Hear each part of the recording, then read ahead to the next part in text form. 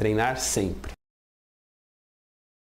Alô, família Inox, é o Adair aqui, um prazer estar com vocês de novo, atendendo um pedido muito recorrente que chega pra gente, do porquê existe esse material, tal de material L no ácido inoxidável austenítico.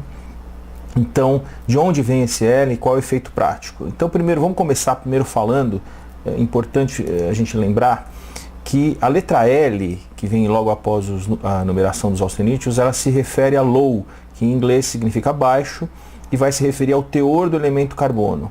Então, os materiais L têm baixo teor de carbono.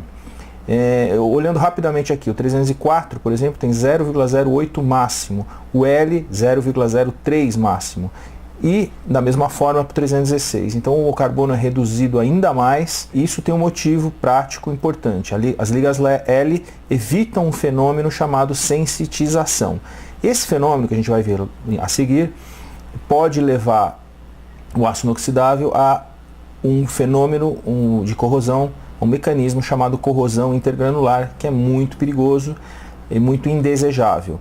Então, primeiro a liga tem que estar sensitizada para depois sofrer corrosão intergranular. Os materiais L então vão evitar esse fenômeno. De que forma? Primeiro vamos entender a sensitização. Então, durante uma solda, por exemplo, uma região adjacente ao cordão de solda vai passar pela faixa de temperatura entre 450 e 880 graus, que é a chamada faixa de sensitização dos materiais não L.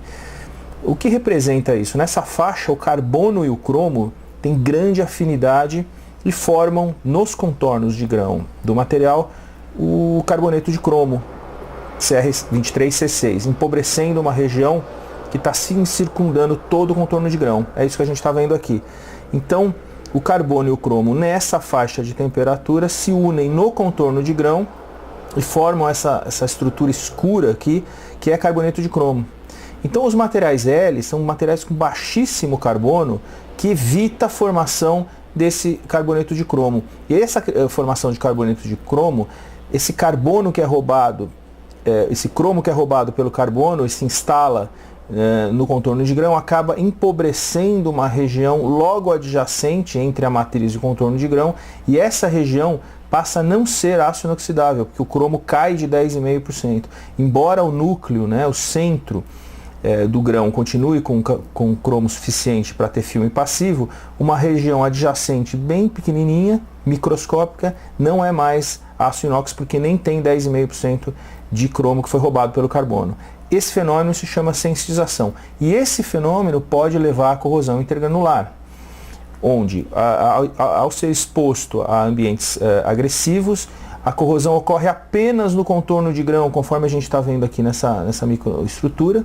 Só o contorno de grão é corroído, e essa corrosão acaba muitas vezes se tornando crítica, porque começa um vazamento e ele é totalmente imperceptível. Então, uma vez que o fenômeno não é observável a olho nu, a corrosão ela só é percebida quando o vazamento já ocorreu, o que torna extremamente perigosa.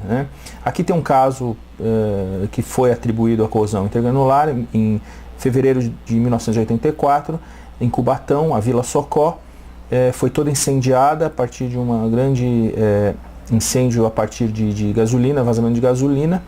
Eram palafitas e foi atribuída à corrosão intergranular, porque ela realmente não é perceptível. Quando se viu, a gasolina já estava embaixo de todas as residências. Então, previne-se corrosão intergranular utilizando-se aços com extra baixo teores de carbono, como por exemplo 304L e 316L.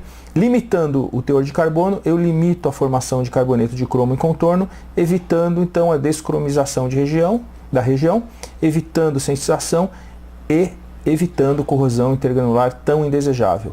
Muito obrigado a vocês, continuem acompanhando a gente tanto em Facebook, como YouTube, como LinkedIn.